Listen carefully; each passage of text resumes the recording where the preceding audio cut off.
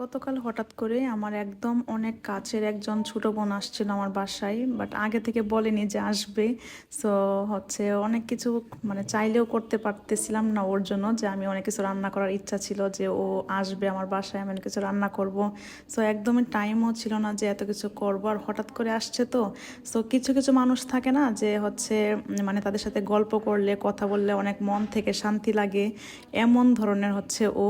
So আমার বাসায় আমার ছোট বোন নিকি এসেছিল। ও আমার পছন্দের একজন মানুষ। মানে আমি সারাদিন অনেক বেশি ব্যস্ত ছিলাম, রাতের বেলা ও আসছে, আমি হুট করে কি করব মানে কোনো কিছু ভেবে পাচ্ছিলাম না। এরপর এই তো পোলাও আর রোস্ট করেছিলাম হঠাৎ করেই, আর কিছু পাচ্ছিলাম না যে রান্না করব।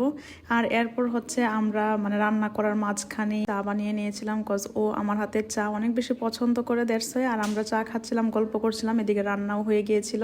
অ্যান্ড এই তো ছোট্ট একটু আয়োজন করেছিলাম জাস্ট ওর জন্য।